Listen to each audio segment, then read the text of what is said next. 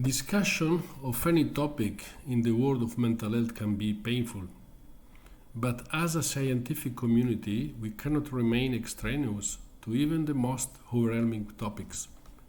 AED and the European Chapter of AED are consciously and adamantly not political. We do not take or engage in political positions, but as a scientist, we are responsible for seeking to understand and contemplate sometimes continuous issues that provoke conflict and damage the mental health and well-being of those we serve. We have long learned to be among people who suffer in order to understand, think and help. This is exactly the task of the psy professions, to help mentalize suffering, putting the right words on the pain. Science cannot be separated from reality, and as scientists we cannot be hypocrites and refuse to listen to wildly varying perspectives. On the other hand, we know that diseases, diagnoses and needs are strongly related to the environment and what activates pathogenic processes in individuals and communities. Furthermore, we know that it is outside of science and professional ethics to neglect the social determinant of health. So we are proud to have hosted 3 webinars on war, stress-related eating disorder. Obviously, our function is to observe, understand, think and cure. Certainly not that of siding politically with one contender or to another. In the introductory notes to webinar held on April 18, I clearly expressed the limits of our scope of action. Unfortunately, one of the speakers didn't fully heed our request to focus not on specific aspects of the armed conflict, the patients in the Middle East and Israel, but rather to focus on what has or could be done to help patients impacted by those conflicts. In the important webinar at this link, the impact of war on trauma in Middle East and the eating disorder in Middle East, the speakers brings a stronger Palestinian political perspective to the presentation and presents a one-side view of the conflict.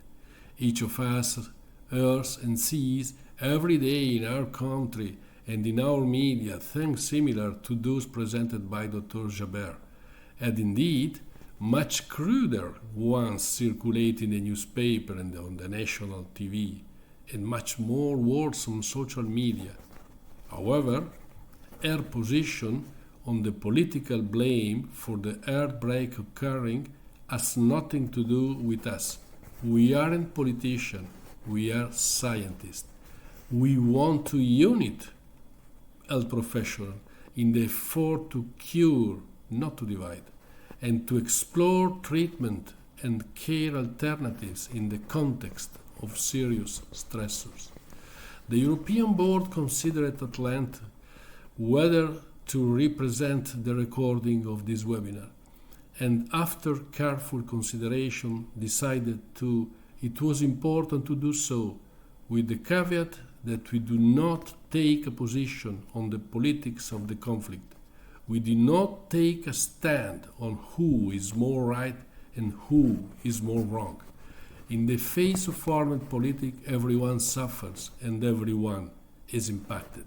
So you can view the webinar here, but please understand that it does not reflect on AED or European Chapter of AED perspective on the conflict, but only the seriously important message that armed conflict between individuals and between nations increases the incidence for all forms of mental illness and stress, and at the same time reduces the capacity of the healthcare profession to treat and care for this suffering.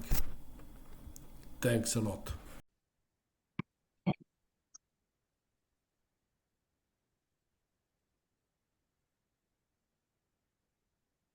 Okay, welcome to everybody, and I'm happy that you join us for this important webinar about the effects of war on eating disorder and mental health. Me, I'm Umberto Nizzoli. Nowadays, I'm the president of the European Chapter of the Academy for Eating Disorders. Before, I was president of the Italian Society for Eating Disorders. I'm clinical psychologist. I'm the director of the Master of Eating Disorder for the University of Sapienza of Rome. I teach in the Salesiana University too, where I am now, inside the Salesiana University. I'm the guest editor of Eating and Weight Disorders. Before my retirement, I was the director of Mental Health and Addiction Program department in my region. Okay, please. Today's webinar is focused on Middle East, in the second of our three-part webinar series on trauma of war and its impact on eating disorders. The first was focused on Israel, and it was presented in February by an outstanding presentation made by Michael Hazen Rosenstein. It is our inside the library of the European chapter of the Academy that you can find at this address. It appears there. The last is programmed in June, should be on Ukraine. And the topic is the same. And I'm happy to moderate these three webinars with Elissa Meyers. Elissa Meyers, who has a great career. She is very important for the Academy for Eating Disorders because she was the CEO for many years. And nowadays also, she's a pivotal member of the European chapter. She helped us to go ahead all the time. I also want to thank Don Gannon for his continuing support. Is technically important. And thanks also Karine El-Kazen, from the MIDA, Middle East Association for Eating Disorders, her commitment and her hard work help us to organize this webinar. Next. These three-time webinars has for us the power, we try to find some power to communicate and to mentalize. We need to mentalize conflicts because we are builders of mental health. Next, please. Just a few things to consider with today's webinar. First, it is practically impossible to talk about the subject without referencing to the conflict which are the root of so much distress and mental illness. And any talk of conflicts of war will inevitably generate feelings or opinions on who is to blame. And there is so much hurt going on around the world. According to the Stockholm International Peace, in 2022, there were 56 wars, 5 more than the year before. And so there's an increase of a great amount of percentage, the risk of war, resulting in an estimating conflict-related fatalities in 1,047 people died. Measuring the impact of mental health and of the population may be impossible. It's very difficult. It's difficult to measure the effects of the trauma in the mental illness and the eating disorder. The impact on the development of eating disorder from scarcity of food and medicine and the scarcity for medical treatment is horrific. Next.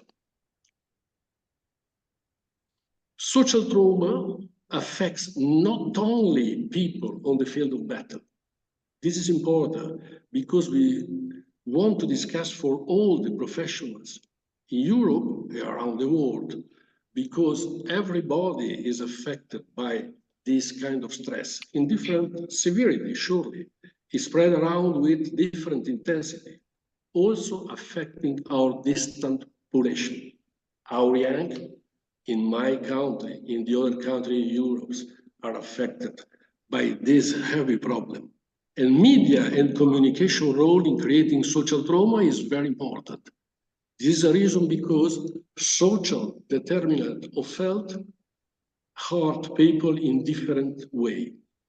As professionals for eating disorder, we have to build mental health and care suffering. Everybody, this suffering need to be cared. Next, please don't. Just a few things to consider for the webinar today. Mental health is strongly influenced by the context. World Health Organization said it in the 2005, saying that we had to face, to try to change this kind of risk for the population. And we have the experience of the pandemic and overall the experience of the syndemic, as Richard Horton said at the end of the 2020, where polarization became harder day by day, and by polarization, the increase of wars. And I want to remember also the point of view from William Pender, the president of the APA, that she said we need to pay more attention to the context because they are influencing style of life and behavior, and also the organization of the personality. Putting the right word to mentalize. This is our role as eating disorder professionals. Next. This series of webinars is not about any specific conflict or any specific national or emotional cluster. It's not to blame about somebody. It's simply designed to recognize that the worldwide conflict is increasing the incidence of mental illness and eating disorders specifically. Okay, before the previous slides, thanks. Don't the previous. No, it's inevitable sharing their experience. That is inevitable, it's important. Sharing their own experience, perhaps speakers may reference a nationalistic or regional perspective. Everybody looks at the problem by his point of view. This is the history of the observation and the basic, the clinical approach. But neither AED nor the European chapter, that is a part of the AED, take a position of the underlying conflicts. It is our intention only to more widely share information on how anyone in any part of the world may be hurt. I remember the very important contribution did by Mikkel Hazu that offered to the people that are attendee of our webinar some recommendation how to face this kind of effects. It's our intention to feel profound word for peace. For peace, because peace is the basic for mental health. Next, European Academy of Eating Disorders chapter share a concern that the expert, but is not confident that professionals working together around the world, we can learn from each other and overall work more together. We need to improve the exchange of experiences to work together because we are perhaps in different sides of the conflicts, but we have similar because we are colleagues, we are professionals. In the next.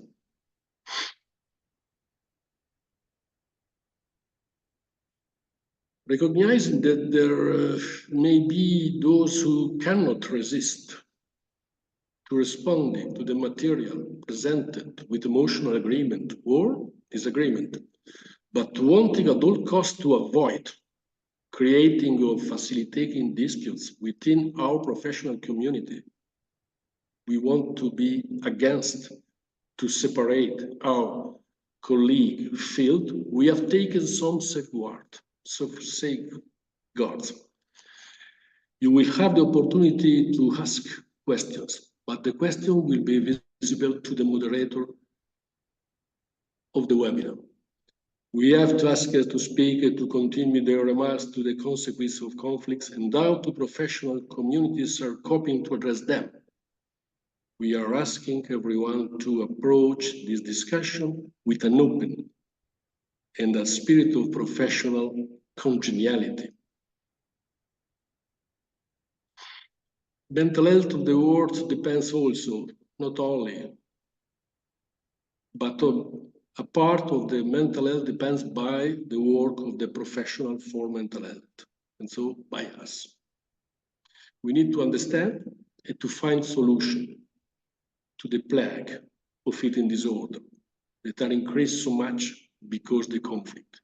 If you have comments about the webinar, you can share this, you can write also to the address that you can read at the bottom line of this slides.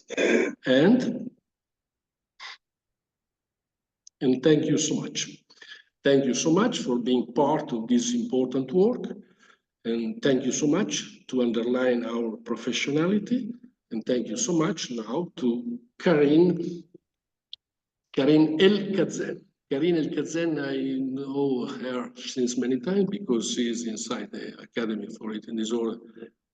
I don't remember, she said she is a clinical psychologist.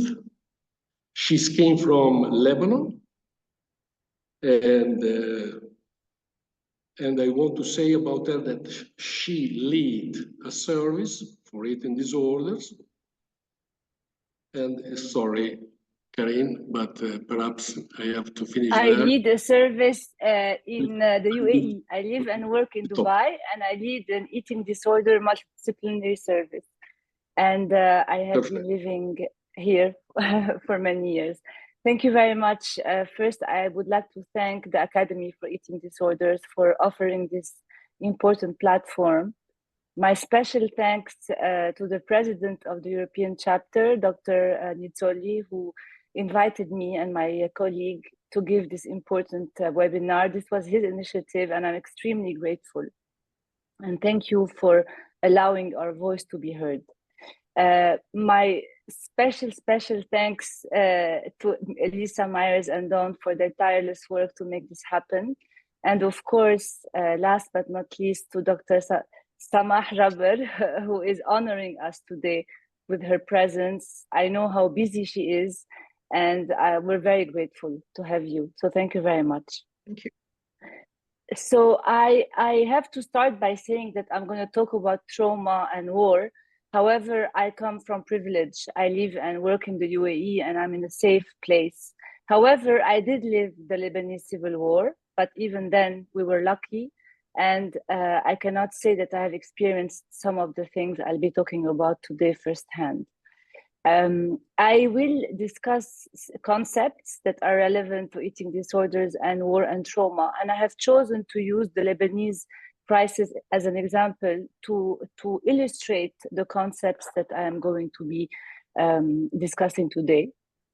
This is in no means a way to diminish the other conflicts or the other trauma happening in the region, but it is, I have the most data from Lebanon, and I am connected to Lebanon, so clearly I have more personal experience in the region, in Lebanon.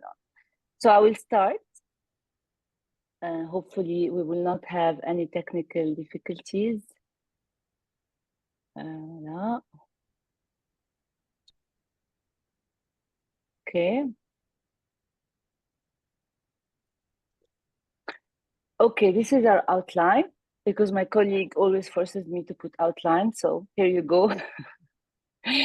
So the first question that comes to mind is, can eating disorders be cross-cultural? Can we talk about eating disorders somewhere else than in the Western white countries? We know, we have been taught when we were studying that eating disorders affect primarily SWAG, the single white affluent girl.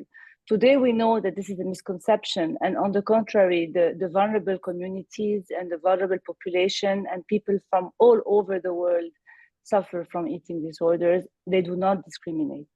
All genders, all ages, and all nationalities.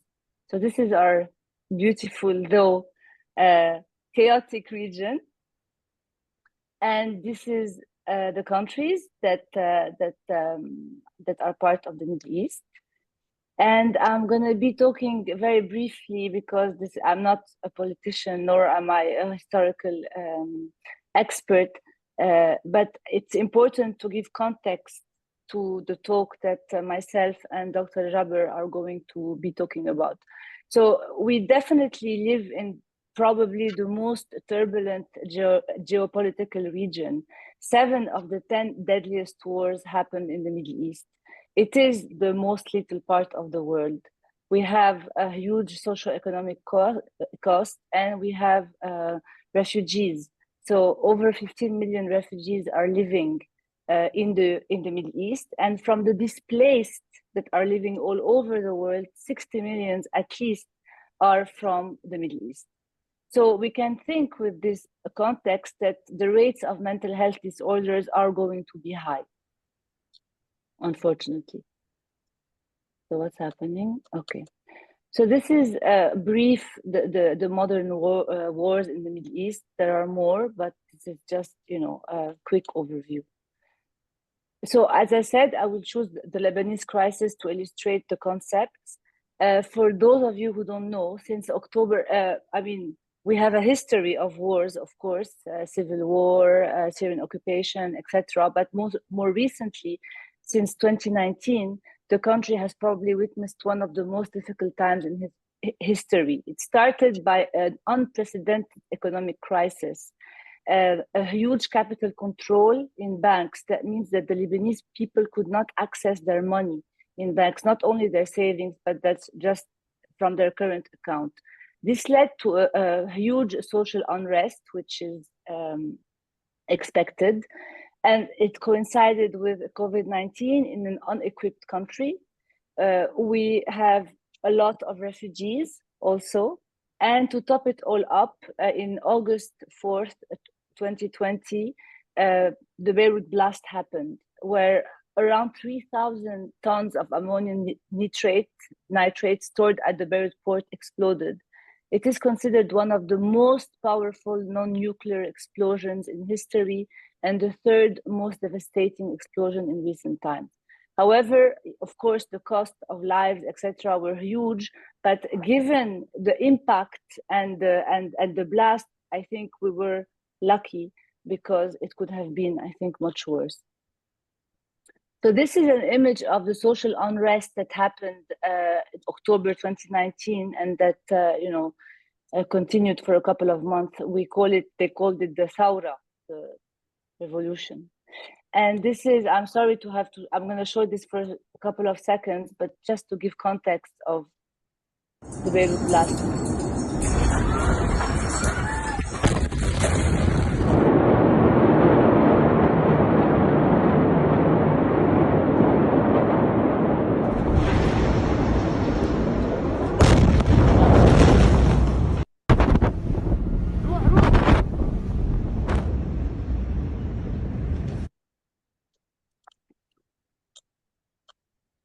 So let's talk a bit about the brain and what happens to our brain when we are exposed to trauma. It is impossible to think that it is not going to be affected. And it is clear that war and what comes with it is traumatic, no matter how close or far you live it. And I would like to explore its effect on eating disorders or eating behaviors in general. So all of this cannot not have a huge impact on mental health, which is, as I said, why the region seems to have, unfortunately, very high rates of mental health disorders. When we talk about eating disorders, we know they are multifactorial. Of course, there's a biological genetic component, but there's a big psychological and sociocultural element to the development of eating disorders. So we cannot conceptualize them as only genetic disorders, though we have more and more data that shows that there is a genetic correlation. If you look at trauma and eating disorders, you will see that around more than half our eating disorder population will report at least having one traumatic event in their past. This doesn't mean that it is PTSD, a traumatic event. However, 1/4 has a co-occurring diagnosis of PTSD. To explain this link between trauma and eating disorders, we have two models which I think are compatible and not incompatible. The psychological model, which has to do with emotional regulation, so using food, excess food, or control over food to cope with negative emotion, escape. So I don't want to think about food. I don't want to think about what's happening to me, the trauma or any distressing emotion. It's easier to think about food. And of course, there's a neurophysiological model that touches the HPA axis, which is going to have an effect on appetite. So we know that chronic stress impacts the HPA axis, and we also know that it disrupts everything that has to do with ghrelin, the hormone of hunger, leptin, etc. There is also something that happens on the reward part of our brain, the part that gets activated when we're exposed to food, which is a survival mechanism from an evolutionary perspective. Either it gets deactivated, so people will be less appealed towards food, or they will, because it's less sensitive, they need to eat more, bigger amounts of food. Or there are some that postulate that, on the contrary, there is an hyperactivation of this reward system, which will lead our patients to overuse food. So this is a study done by our colleague in Lebanon, Dr. Antoine Haon, and he wanted to see if a worse stress would be a risk factor for having or developing eating disorders. So he did this study on university students, and some of them had experienced a war trauma in their childhood, and the rest had not. And he saw that effectively, yes, the results showed very well that having experienced war trauma in your childhood puts you more at risk of developing an eating disorder. This is another study that has been conducted by our colleagues from the Hôtel Dieu de France in Lebanon, specifically on the post-effect of August 4th, the Beirut blast, and its relationship with trauma, but mainly the risk of developing an eating disorder. So basically, there was four levels of exposure to the blast, and the results show that there is clearly an association between the degree of exposure to the explosion and the risk of developing an eating disorder.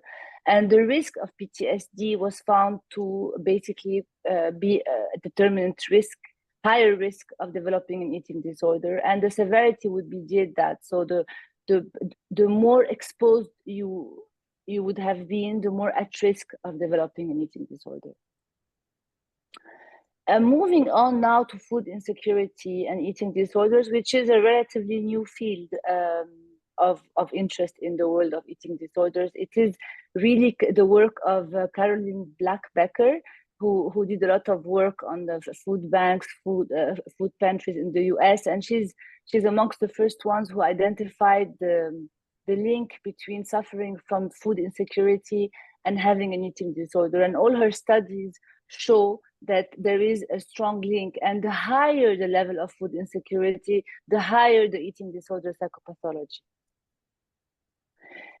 Food insecurity seems to be linked mainly to binge eating disorder and bulimia nervosa. We have very little data with restrictive eating disorders.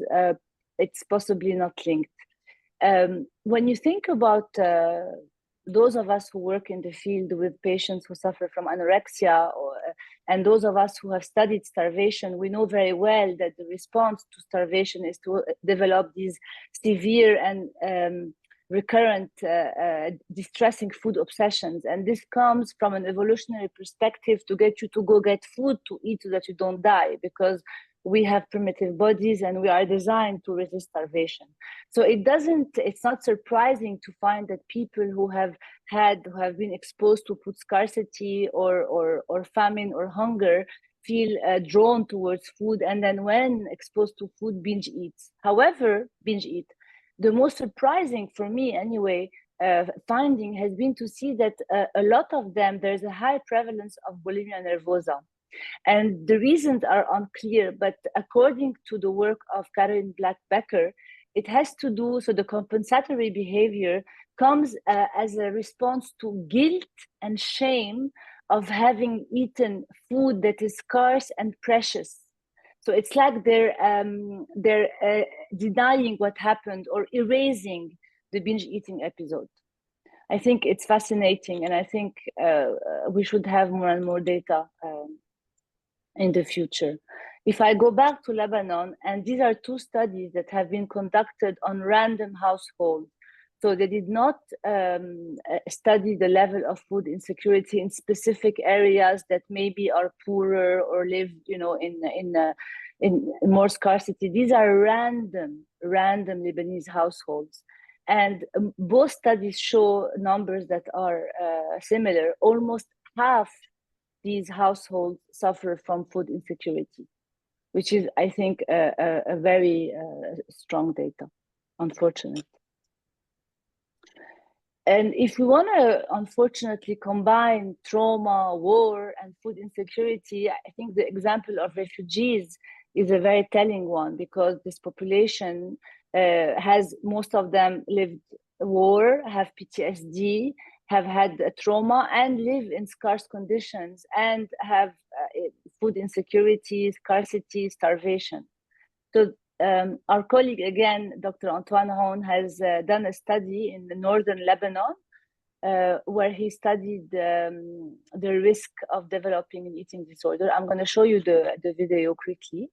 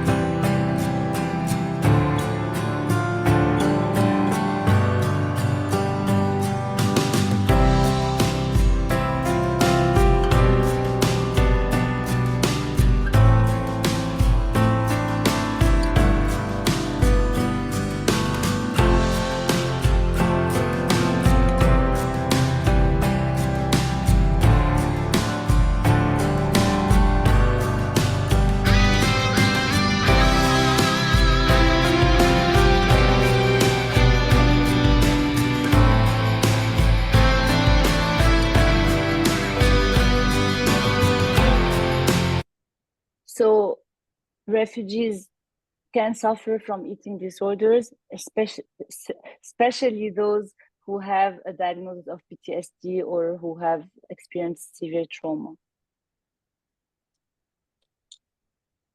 And now. So, conclusion. Eating disorders are linked to PTSD, stressful life events, and adverse childhood events.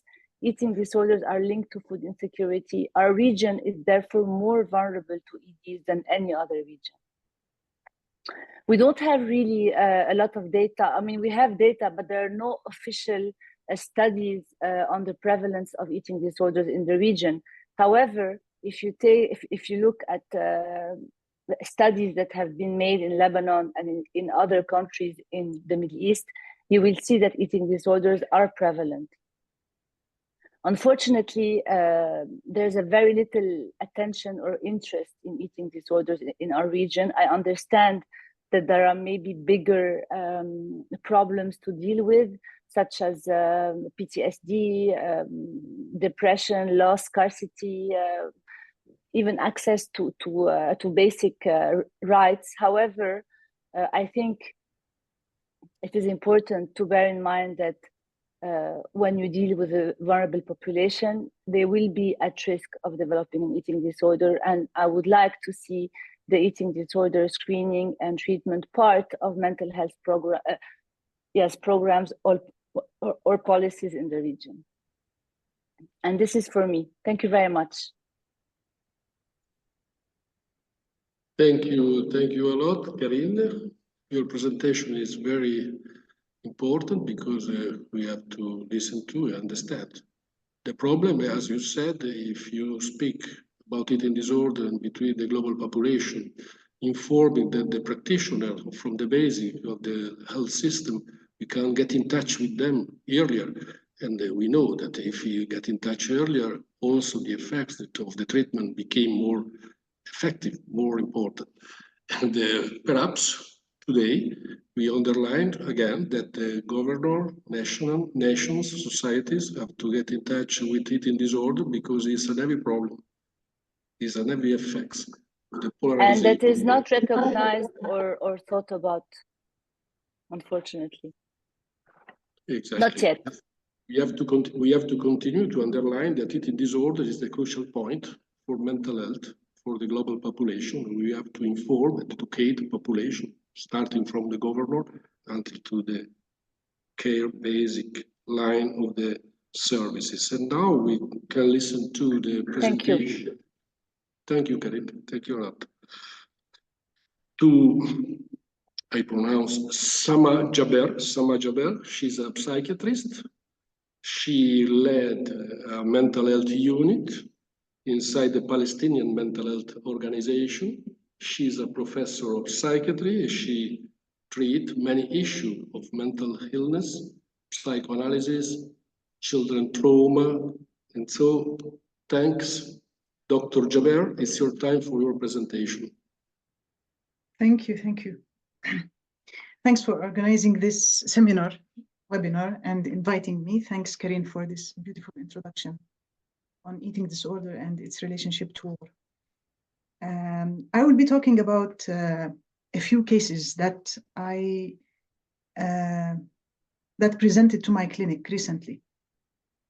First, I want to say that they are not all the cases of eating disorders, but I selected those ones because of their relationship to the ongoing political violence in the region. So I choose to discuss them because they seem like eating disorder cases. Well, we will be discussing this at the end. But first, bear with me. I want to give you an idea about the context. I want to make sure you see my slides, right? Yes, we see my slides? Yeah, all right. We are seeing. Okay, let me just make them.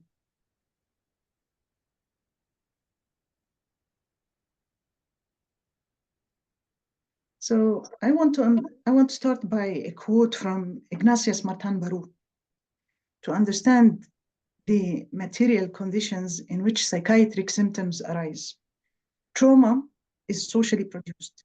To speak of psychosocial trauma is to emphasize that trauma is produced socially, and therefore that understanding and resolving it require not only treating the problems of individual, but also treating the social roots.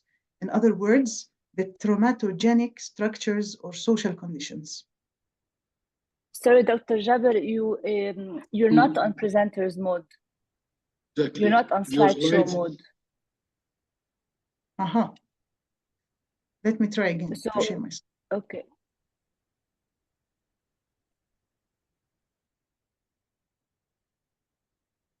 How about this? This is the first slide, so you are passing to the second. Now, if you press on that, you should have it. It's still not presenter's mode. It's fine, but Just letting you know. So you can see my slides or not yet? They are moving Yes, or not? but they are, Stop but they are not on presenters mode. So they are like not on slideshow basically, but we can see them. So please, the slides. advice. Okay, what should I do to make them work more smoothly? You can press on the icon down, and then you are going to basically be able to put them on. I'll send you.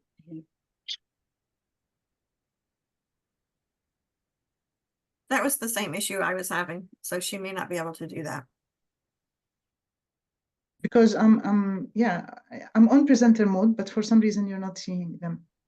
You can It's read the okay, slides. but you need to, you were quoting from the second slide, and Yes. we can't see the second slide. We just see the first slide still. So if you And now- use the still, Now, can you see the second slide or not? no. All right. Push the flash on the second. Sorry. Push your flash on the second slide. Yes, If you click on the, I'm on the second slide. And this one is the third. Can you see it or Exactly. not? This is the No. first. You're still, okay. You can see only Just the first. click on the second slide.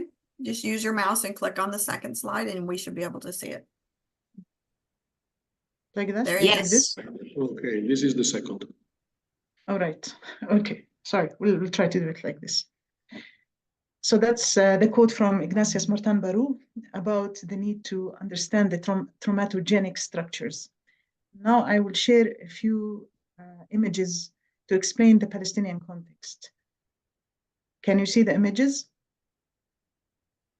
Yeah. Yes, So this is the map of historic Palestine. And now I work in the Palestinian territories. I come from Jerusalem. I work in the West Bank. And I used to go to Gaza and plan mental health national strategy with colleagues there.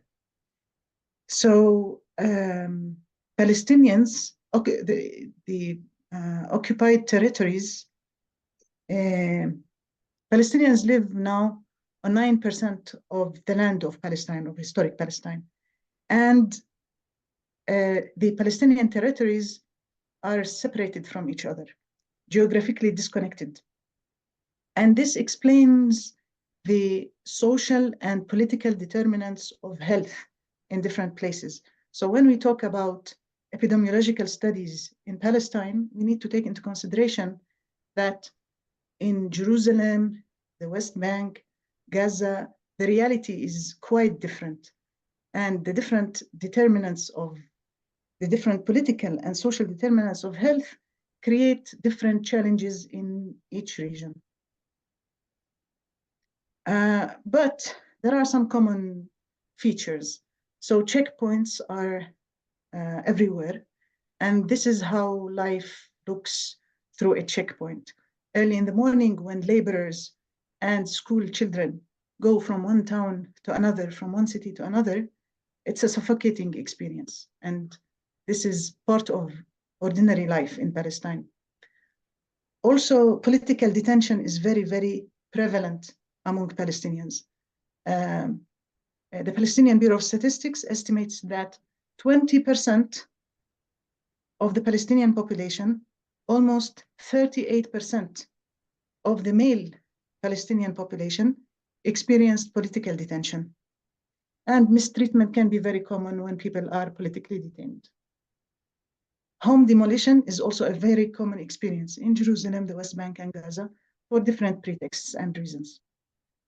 Now, in reaction to this, some NGOs and international agencies try to measure mental health morbidity using the individual measurement unit. And here is a study that was published in 2023 by the World Bank, suggesting that 70% of people in Gaza, 50% of people in the West Bank suffer from depression. Now, there is a methodological problem in this study. They used the well-being questionnaire of the WHO. And in my opinion, it does not differentiate between depression and social distress. Yes, there is very prevalent social distress, but I don't think that this is equal to clinical depression. That's the problem with these epidemiological studies. Another study by Save the Children makes a similar conclusion. 80% of Gaza children suffer from depression after 15 years of blockade. I think it was 2022, this study. So some more epidemiological data about Palestine. In 2020, Al-Khudari studied a group of children and adolescents, and they found that 100% had been exposed to at least one war-related traumatic event, and the average traumatic events experienced by a person is 9 events, and over half had PTSD. There is a big argument about the applicability of PTSD in the Palestinian context. Maybe we'll talk about it later. Since 2000, 13,000 Palestinian children have been detained, interrogated, tried in military courts, and imprisoned in Jerusalem and the West Bank alone. In 2023, 2023 had been one of the deadliest years for Palestinians in the West Bank between January and October the 6th.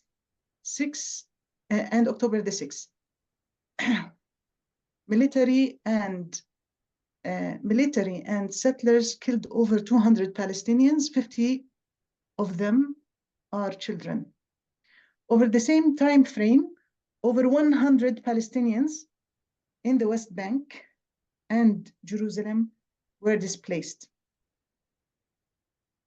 Qualitative studies of children in Gaza have identified activism as a recurring theme, which involves a desire to protect others from suffering and discomfort, to exert agency within the chaotic and traumatizing environment in which they live. This is a study by Guido Veronese. Another challenging situation is the number of specialized mental health staff. So a quick comparison between Gaza, West Bank, Lebanon, and Jordan, we see that we are at like the number of professionals for 100 population in the Palestinian territories is less than in neighboring Arab countries, in low middle income countries. So in reaction to this, we've been integrating mental health in primary health care, in school counseling, training many people in the helping professions, like sometimes Aikido coaches, religious figures to help others. And we invest a lot in community services, family and community support, and restrict specialized mental health services to a small number of the population who are in need. More challenges include the dominance of the biomedical model that pathologizes individuals and ignores the power dynamics and the collective aspects of our experience. NGOs exhibit sometimes a misunderstanding of the meaning of neutrality and impartiality, to the point that they want to pathologize individuals and individualize the suffering, ignoring the collective needs. We can best understand the situation in Palestine through a model of historical trauma. And one of my colleagues and myself, we put together this map that explains the traumatic history of Palestinians over the past 100 years, focusing on major traumatic events that left an impact on many individuals, but also affected the social fabric of the Palestinian society. In measuring the effects, we don't take into consideration only the impact on individuals, but also relationships, trust issues, collective self-concept, internalization of oppression, and so on. To put it briefly, in Palestine, there is no P. The post does not apply to us. The situation in Palestine, the trauma in Palestine is colonial, collective, cumulative, and cross-generational. And it is very difficult to measure it through epidemiological studies.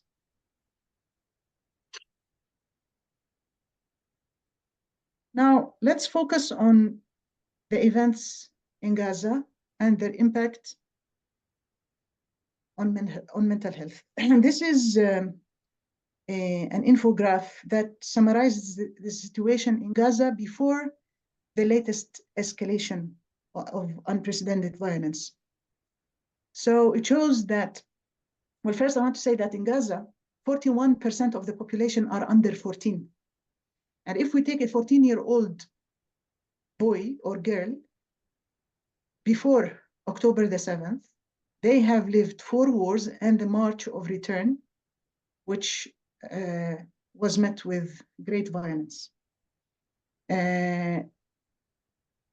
Poverty is like 50% of the population are considered below poverty line. Unemployment is above 50%. 60% of the population had food insecurity.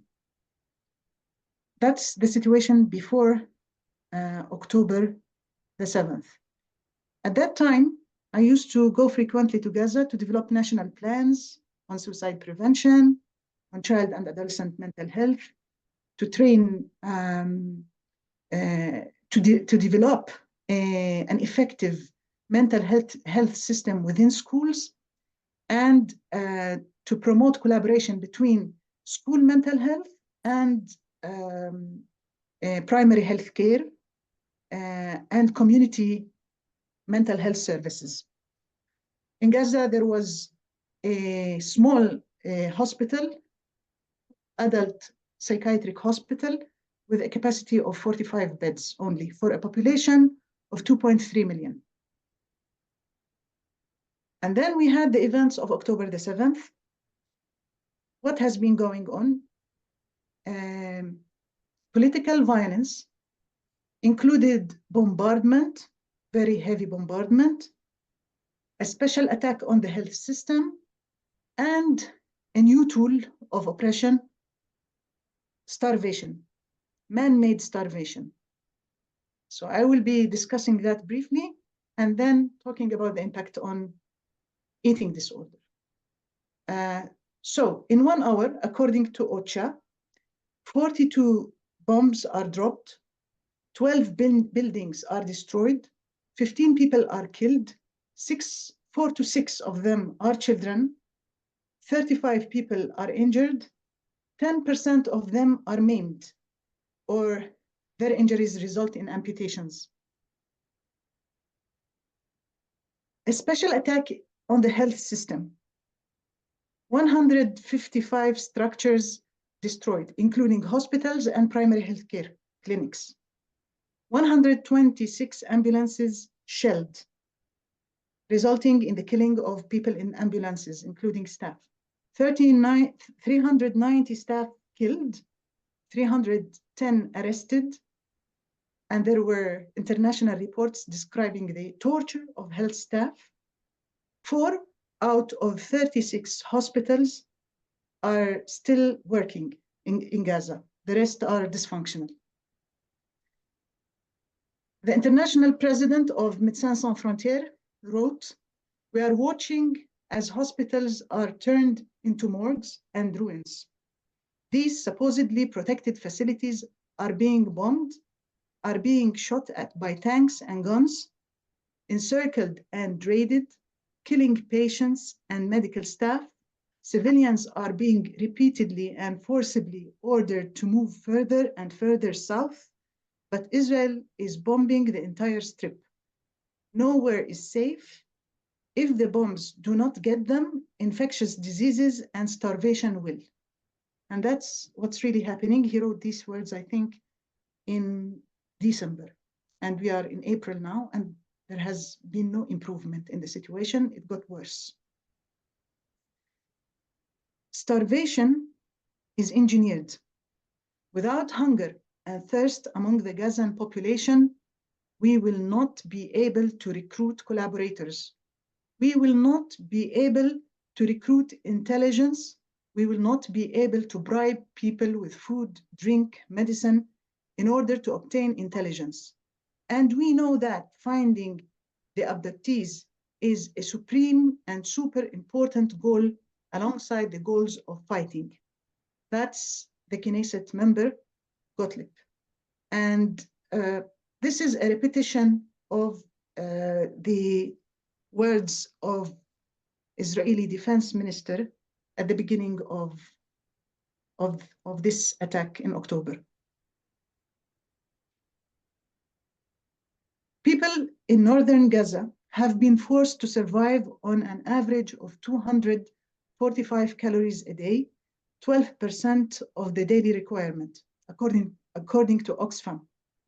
Gaza's health ministry reported as of April the 1st that 32 people, including 28 children, had died of malnutrition and dehydration at hospitals in North Gaza. Palestinians in Gaza, including children, were forced to mix animal food with flour to make bread, resulting in diarrhea, in infectious diseases, in many health problems. Desperation and death surround an aid delivery in northern Gaza. Scenes broadcasted by Al Jazeera depict the targeted shooting of a civilian attempting to acquire humanitarian aid. Many images of that are available on screens. Every Palestinian is exposed to them. Dozens shot at in Gaza while collecting food aid. Actually 100, not dozens. 100 were killed and a few hundreds were injured in this event at Al-Rashid. And when the US provided food aid and dropped parachutes, they fell on the heads of people, killing more. And 18 people drowned in the sea when they were searching for their food.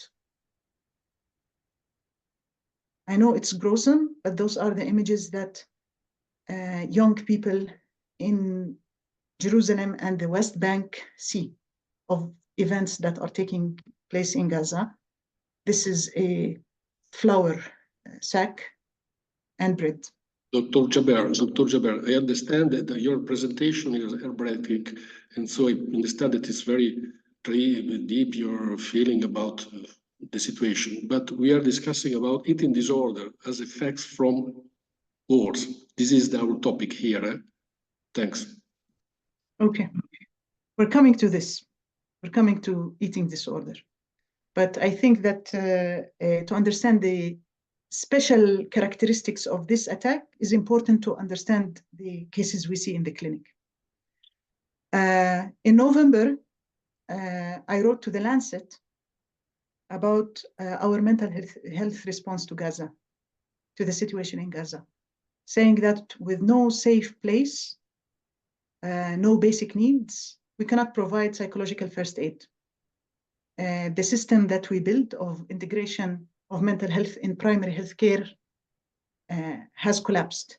With during COVID, we used remote therapy effectively, but with no internet and electricity, this is not working anymore. If you want to see the letter in The Lancet, it explains the situation.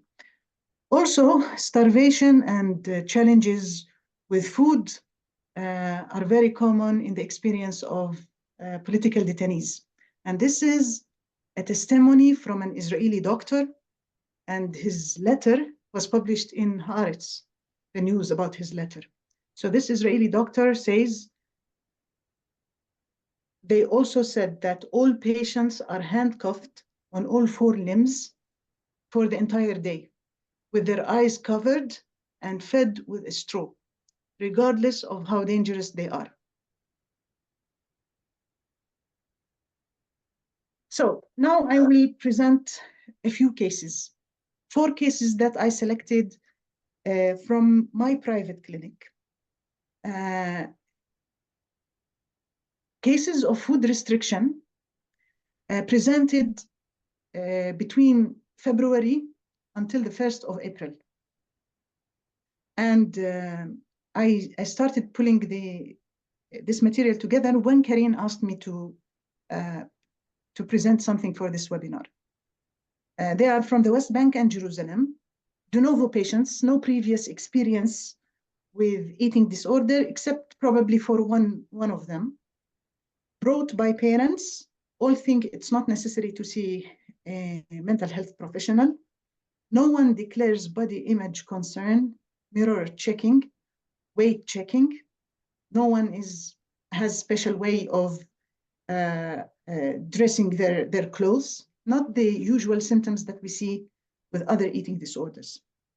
Significant recent weight loss between 8 to 16% of body weight over the past 3 months before presentation.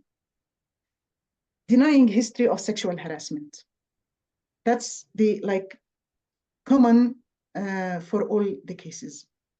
Let me present Ali, a Sudanese. Ali is a boy, 17-year-old. He was 62 kilos, lost 8 kilos over the past few months since the detention of his friend in November.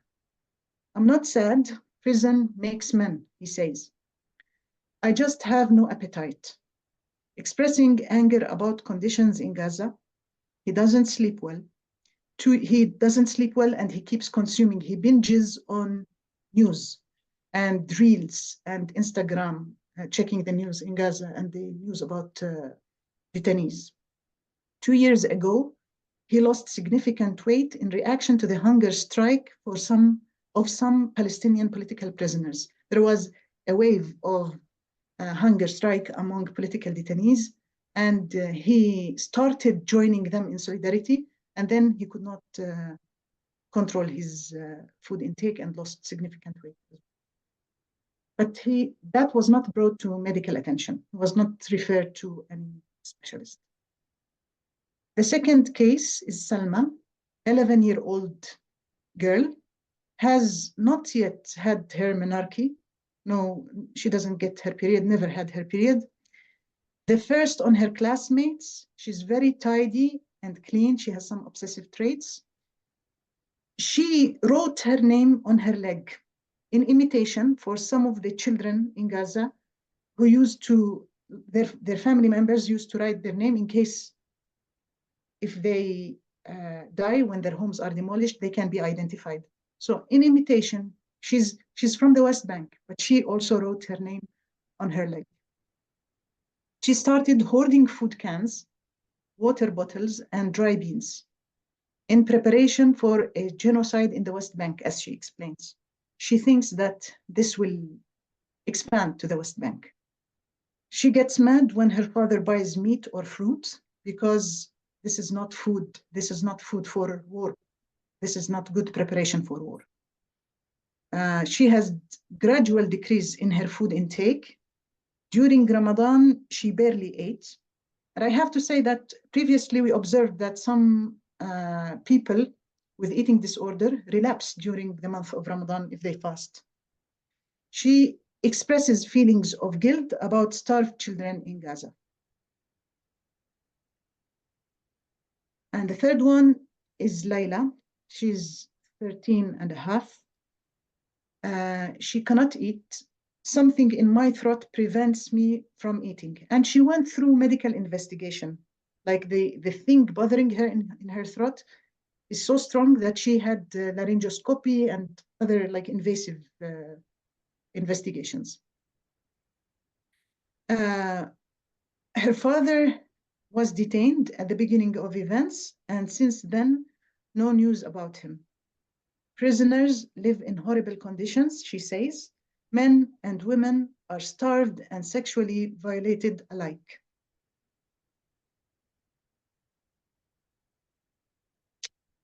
And the last one is Riham. She's 15. family history of gastrectomy. Mother had obesity, morbid obesity, and 2 years ago she went through surgery. Now Riham presented with repetitive vomiting. She says that she feels disgusted from food. It started by being disgusted by meat. She attributes this to images of blood and dismemberment of people in Gaza. Then she stopped eating flour-based food, anything like bread and anything based on flour, in fear that it is mixed with animal food. Now she realizes that we don't have this problem in the West Bank, but she is she finds it very aversive. She doesn't want to eat it. She realizes, it doesn't happen in Jerusalem or the West Bank. She says that if she tries to eat, she will vomit. She denies inducing vomiting at all. Those are my cases. And then maybe we will discuss them with Karine and whoever is interested. Thank you. Thank you, Dr. Jabber. Before we discuss the cases, maybe you can tell us in the West Bank and in Jerusalem, do you have any eating disorder support? Do you have any specialists? Do you have any hospitals? No. Because the eating disorder treatment is very specialized. So it's not like any psychologist or any psychiatrist. So do you have these services? We don't have specialized people in eating disorder within the Palestinian public services, even the private services. We have only one psychiatric hospital for adults. We don't have any hospitals for children in the West Bank or in Gaza. The few people that needed hospitalization, we used to hospitalize them in the pediatric department of a general hospital and collaborate a lot with the doctors of the general hospital. Like collaboration, we built a collaboration between a psychiatrist and the pediatric department in a general hospital to help people go through the difficult phases of their anorexia, for example, until they finish. I want to say a few more things. We have, if we go down in the hierarchy of mental health services, there are more cases of binging disorder, bulimia, but they don't come to the attention of a psychiatrist. We see more serious cases. If the less sick, physically sick they are, the less psychiatric attention they get. So usually those who come to the psychiatric clinic are physically more disturbed by their illness. So cases of bulimia, we see them in primary health care or in a community mental health clinic that is led by a mental health professional who is not a psychiatrist. Because we go back to the misconception that if you're not emaciated, then you don't have a serious eating disorder, though we know that even anorexia nervosa, you can come in different body shapes and sizes. But this is the level of basically awareness that is available there, basically. Yes. Thanks for your presentation. As I said at the beginning, it's very difficult to discuss about eating disorder, about mental illness without consideration on the environment. And so this presentation many times arrives in some ways in maps, geographical region that are important for people that live there, but not only for people that have to understand how mental illness and eating disorder are developing. And so I understand that this is the situation, and if there are perhaps some critics for some too much underlying politics aspects, but you know that you have the opportunity to pose questions using the chat, and I ask to my co-moderator, Elisa, to take in charge these questions, to debate, to reflect together. Can we discuss the cases? Perhaps we can discuss the cases, but we have to waiting for take questions. Okay. There are Dr. questions. Jaber, I have one more question for you I regarding want to remember the to service. everybody that these webinars, this series of webinars, are organized by European Chapter of the Academy of Eating Disorders. We discussed these topics, this presentation inside the board of the Eating Disorder chapter, European Disorder chapter, many times, and all I don't remember at the beginning, and I want to underline now that European chapter produced this plan of webinars. This is the second webinar inside the series of 3. And inside the European chapter, there aren't only me as president, but there are the members. And between the members, there are the vice presidents of Yael Latzer. She is the vice president of the European chapter. Elisa, you collect some questions? Can I ask one question regarding mental health to Dr. Jaber regarding, do you think of screening for eating disorders when you're doing a PTSD kind of screening intervention, or is this something to think about, to have a screening tool for eating disorders? Well, there is we don't do screening as part of our interventions, because when our mental health response is so restrained and so limited, there is an ethical problem if we screen people and we don't have a response to them. Now, okay, in our school mental health system, they implement a mental health kit to support people. And in this kit, the counselors and they are trained to detect. We have trained school counselors to detect people who have symptoms of eating disorder, but we don't screen people with PTSD. Already, like I would call these cases trauma reaction with symptoms that are specific to eating habits, given the special characteristic of the trauma that Palestinians are living now. I'm not sure that these people in the future, they will have eating disorder. I'm not sure. Maybe it's a transient, we don't know, traumatic reaction. We don't know. But this is like, I have people with classical symptoms of eating disorder, but I didn't choose to present them for this seminar. They are not interesting. Yes, I know. Those 4 are more interesting. And actually, I have a 5th person that I chose not to present. This is a person that sees me online, a little bit older, from diaspora, a Palestinian abroad in the United States, with a history of eating disorder, but now she's reacting to the events in Palestine. But I also I chose not to present it for this case. I want to come back at our most important issue. We are the professional association.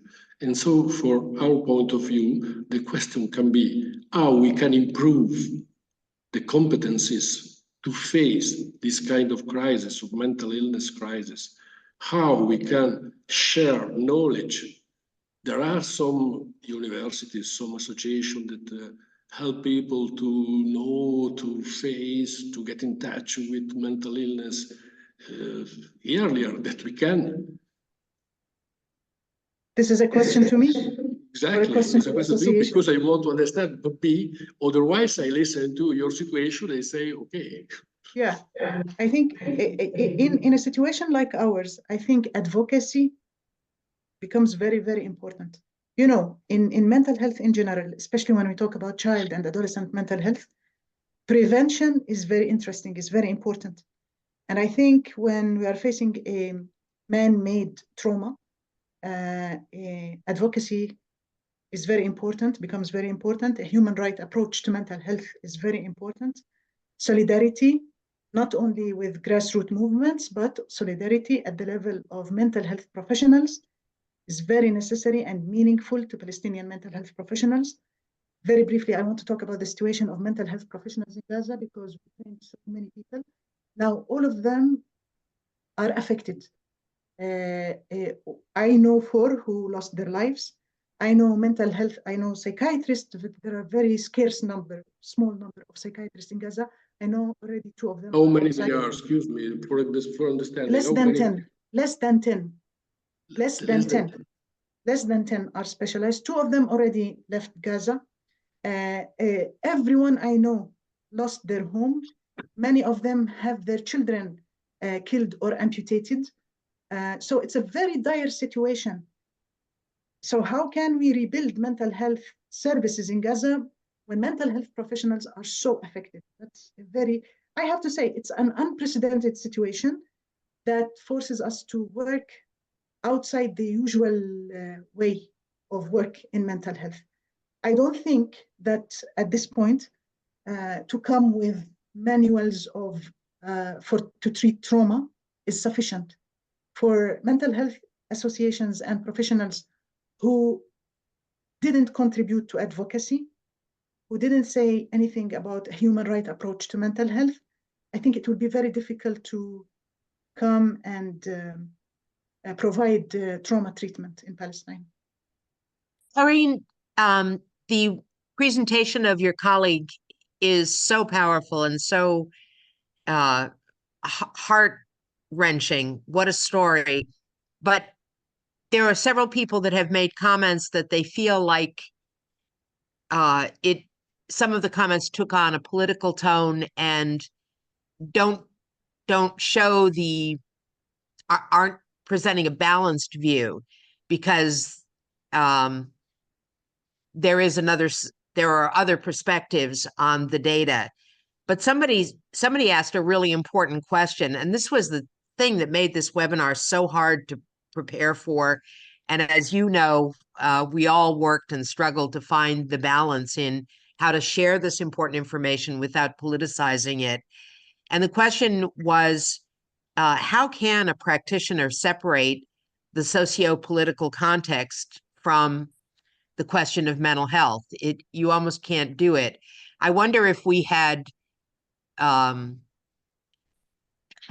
rather than doing these as 3 separate webinars, if we had combined them as one so that many people had a voice, but we didn't want to focus on the political conflicts, but rather on what do you do? I mean, what I just heard is that without doctors and resources and with the continuing stress, we can't do anything. Well, no, we must do something. We must work together to help people who are struggling from. But do you have any thoughts on that? Again, this is a I question will for leave me. the floor. I will just say something. I think what Dr. Jaber said at the beginning, when she showed the hierarchy of care, is that because there is so little specialized people, they are basically training Aikido teachers, coaches, etc., to provide what we call psychological first aid support. And because I feel it's the only way. Just like for us in eating disorders field, we go to schools, we speak to educators, we speak to PTs, and we get them to support the teen if the teen is not going to get to us. So we find ways to get to the patients if the patients don't come to us. This is, for me, I'm speaking in the Middle East also, there is zero specialized eating disorder specialized people, or very little. So we find ways, and I guess this is what you were saying, Dr. Jaber, right? Yeah. Someone has raised a question or suggested that it must be so frustrating to face such a dire situation as a mental health professional. The whole classification of mental disorders perhaps needs to be rethought, or rethinking. Well, I think we need to question the applicability. There is a tendency to pathologize a society in political predicament, and we are very careful not to pathologize people in our efforts to avoid to talk about politics. We are always keen to see where is the pathology in the society, in the context, in the environment, or in the person's mind. And the ability to differentiate the two things is very important.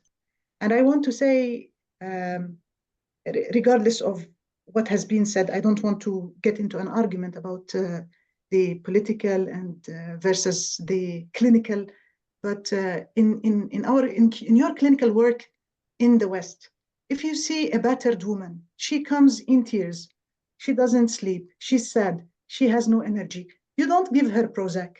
You don't diagnose her with depression and give her Prozac. She has to challenge this situation. She needs an exit strategy for her situation as a victim of gender-based violence. The same thing if you see a child suffering from violence. Palestinian clinicians find it as an integral part of their responsibility, not only to pay attention to the clinical symptoms of the individual, but also to inform about the situation that creates the symptoms in these individuals. That's why we talk about the situation and we inform about it. And for whether the data is one-sided or, of course, I'm here to talk about the Palestinian experience, not to talk about, I'm one person, I come from one side, and I will present what is relevant to my experience. But for the accuracy of data and figures, you can check it. The information is, I'm quoting international NGOs, United Nations, you can check the data. Another interesting question that's been raised from someone who is not in Palestine. Many of our patients who were affected by witnessing the traumas are reporting feeling guilty every time they ate and experienced a change in their eating habits. Can you share your thoughts on that, Karine or Umberto or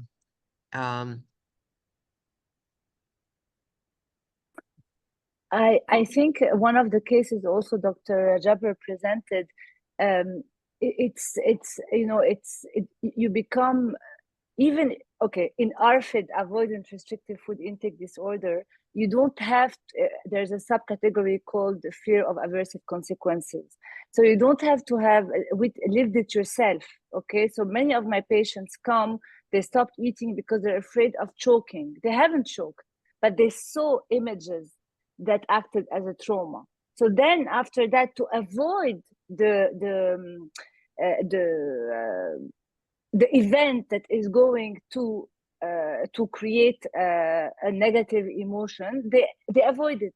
They stop eating. So even if they haven't lived it themselves, these images are traumatic. And to avoid reliving the trauma, they avoid eating. So we go into something that's a bit, ARFID-like type of presentation. You agree, Umberto? You can consider the classification of ARFID at the extreme level. No, that is a very severe ARFID disease. But the question perhaps is that the normal classification that we use to diagnose people is not enough adapted when there are the conditions so hardly conflictual. That became a very important discussion for all professionals at the high level to reflect again about classification, the use of the diagnosis, because there are many that disappears inside mental illness or mental health because the stress push people inside or another side. This is a question that have all the people. But another question is shortage of professionals is a problem everywhere, at different level also in this case, like the ARFID that we discussed before. The case presented is very severe. The shortage of professionals exists also in the European countries, also in the North United States, because there are the journal, New England Journal of Medicine, that published last August an article about shortage of professionals in mental illness, in mental health in the North America, everywhere. These questions at different level of severity, I understand there are very great importance of difference, but pose to us the topic to rebuild health system. Rebuild health system that becomes that not everybody that has mental illness have to refer themselves to the specialized, to the mental illness professionals. But you have to grow up inside the society new resources to get in touch with the other people, to support other people, to increase solidarity, to relieve some suffering. This is a topic that everybody in every country have to face, rebuilding a system, and so to enlarge our network of care outside also the specialist unit. But I imagine, I'm sure, that in your country is more heavy than in mine, but the topic is the same. And so the question is how you can imagine to rebuild, perhaps is too strong word, but to help health system to become stronger, to help people suffering. This is a question or a comment? Yeah, this is a question. Well, I think that Palestinians have built a very strong mental health system despite the very small number of professionals, a functional system that is not based on highly specialized mental health professionals. We have suicide prevention strategy, child and adolescent mental health strategy. Now, the system was completely crushed like everything else in Gaza. It is still functional in the West Bank. The level of trauma is unprecedented, and we will continue to rebuild, and we will rebuild better also. And we welcome anyone, any mental health professional who is politically sensitive and culturally sensitive to the Palestinian cause to join the efforts of rebuilding. Because I think we are interconnected. What's happening in Palestine does not only concern Palestinians, it is a collapse for humanity, not only a tragedy for Palestinians. Yeah.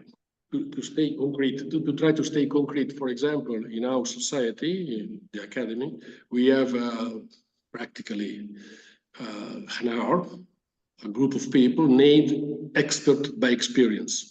They are normally volunteers that are able to face the first level of severity, mental illness, addictive disorder. They help care system to become more strong, to prevent, to support, to relieve health suffering. Do you produce some this kind of alliance with volunteer societies to help the other people to stay more connected to face suffering? Locally and internationally, we collaborate with people who don't.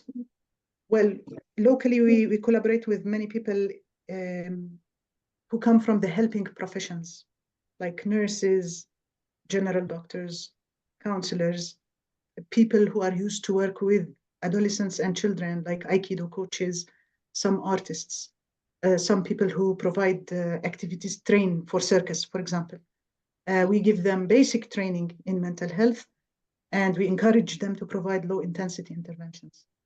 Even in certain circumstances, we trained people who are religious counselors because they are highly trusted by the community.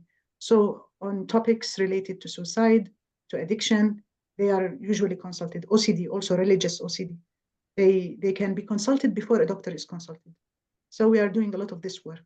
Now, at the international level, we are building networks and solidarity with people who have mental health professionals and even highly specialized mental health professionals who are sensitive, who have a good understanding of liberation psychology and good experience with war zones and man-made trauma. We are building capacity now and creating collaboration with those who have experience, mental health professionals who have experience to work with torture crisis, who can provide support for these people. It will be interesting. It is an interesting, Karine, when you were talking about the research from Lebanon. I think eating disorder among people who experience torture is also very common. And if we want to do screening, I think it's there. Among people who experienced torture and political detention. I think anyone who has lived the trauma or has PTSD, even for us clinicians who don't work in vulnerable regions, I think it's something that clinicians don't think about, automatically, though they are highly comorbid. And I do think that in the future, when hopefully our region will have more robust mental health programs, I do hope and will advocate for having eating disorders as part of the screening and early intervention, because eating disorders are the deadliest of all mental health disorders. So every day, every hour, someone is dying from the side effects of the eating disorder. So we have a duty also to work to try to avoid having more and more eating disorders, because we are facing a pandemic of eating disorders, I think, everywhere in the world. So between trauma and COVID-19 pandemic and social media, this is where we are today. Karine, you are so splendid, and everything you say, you're so wise. This was a very difficult webinar. We knew from the beginning, from the planning of it, and very difficult for many who are sitting through it. But I think the most important point, if we can draw this point out of this experience, we are all joined by a common desire to reduce suffering, mental suffering, suffering in general, for everyone in the world. And somebody asked a really important question. How do we advocate to government about the impact of the war on civilians? In order to reduce the prevalence of mental disorders, including eating disorders among civilians, governments need to be more active. They need to put more resources. AED did I was just so thrilled at the report that they did, and it is available on the AED website, that talked about in the United States the fiscal impact, not just on patients, not just on the mental health community, but the fiscal impact of eating disorders on companies, on the economy, on the general society. If you're suffering from a mental disorder or eating disorders, if you are an employee, your job is going to be interrupted. Your resources that could be spent on inventing something new and wonderful are being spent to care for patients, and they should be. But working together as a professional community across all borders, across all, call me Pollyanna. I'm the peace girl Pollyanna, but I believe so strongly that we are a community of brilliant thinkers, that working together, we can make this world a better place for everybody.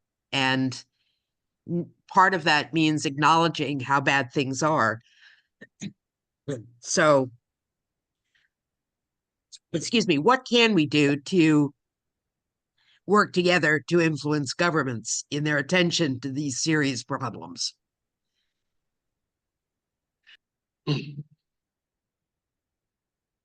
Okay, our time is finished practically. I want to thank very much both the presenters, and surely we understand that wars are causes of mental illness crisis. There are 56 wars today in the world. We discuss about the wars that impact our population. We, as Europeans, we reflect on European people that every day by media discuss about Ukraine war and Gaza war.